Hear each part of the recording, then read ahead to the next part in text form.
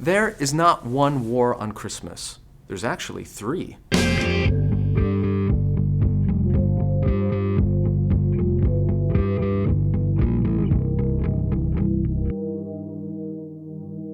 Remember these? In 2015, people lost their minds when Starbucks released plain red holiday cups. In previous years, their holiday cups had snowflakes or snowmen. You know, clear, obvious Christian symbols. But the plain red cups in 2015 led to accusations that Starbucks was anti-Christian. And social media exploded with offended Christians calling for a boycott. The cups came to represent the secularizing of America. After all, a plain red cup could mean anything, not just the birth of Christ. The cup controversy last year was part of a larger belief that Christmas itself is under attack, which is part of the larger idea that Christian faith is somehow being pushed out of the public square. But is that really true? And should Christians get upset when their coffee cup or their shopping bag doesn't explicitly declare that Jesus is the reason for the season? Before we answer that, first, we need to go back and look at the original war on Christmas. It might surprise you to learn that the first European settlers in our country were actually stridently opposed to celebrating Christmas. In 1647, the Puritans in the English Parliament banned Christmas altogether and replaced it with a day of fasting. Talk about bah humbug. When the Puritans came to America, they did the same thing. In 1659, Christmas was outlawed in Boston. The Puritans were like the original Grinches who stole Christmas. It wasn't the atheists or the secularists who did this. It was Christians. And the reason was simple. The Puritans could find no biblical support for the holiday. They believed that Christmas was originally a pagan festival that was now just masquerading as a Christian one. And they were largely correct. The earliest Christians didn't celebrate Jesus' birth. It's not even recorded in all four of the Gospels.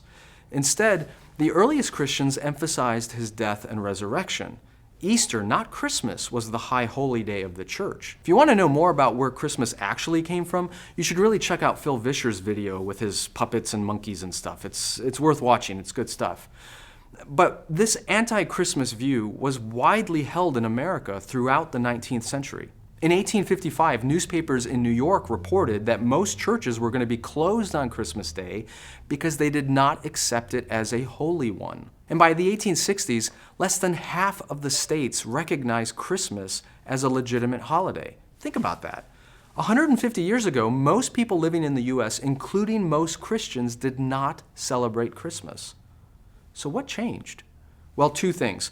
First, historian Ronald Hutton says that Christmas began to change in the mid-Victorian era from just a religious festival observed by some Catholics and Lutherans into a family holiday, largely due to Charles Dickens' story, A Christmas Carol. Yeah, Scrooge is what began to make Christmas cool.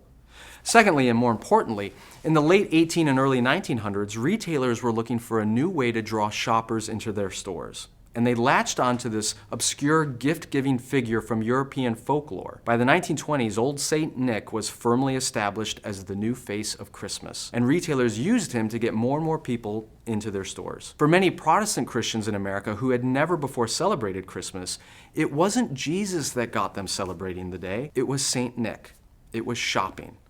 And that leads me to the second war on Christmas. In the early 20th century, church leaders no longer objected to Christmas on the grounds that it was pagan. Instead, their concerns shifted to the ungodly consumerism that they saw being promoted in the name of Christ. The New York Times conducted a survey of Christmas sermons in 1931 and reported a common theme. Quote, "The suggestion that Christmas could not survive if Christ were thrust into the background by materialism." Another popular sermon of that period railed against Advent, saying it had become little more than a profit-seeking period. Sermons about the pagan origins of Christmas or the dangers of materialism in Christ's name are a lot less common today.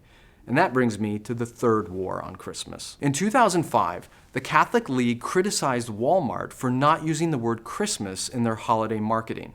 And the American Family Association jumped on the bandwagon and criticized Target for the same thing. Now, this wasn't new. For years, retailers, including Walmart, had been using more inclusive language like Happy Holidays in their marketing materials.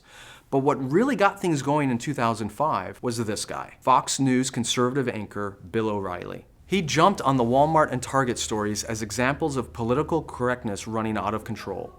He called it a war on Christmas, and the segment proved to be so popular that O'Reilly and other Fox News personalities searched for more stories that would fit this made-up anti-Christian narrative.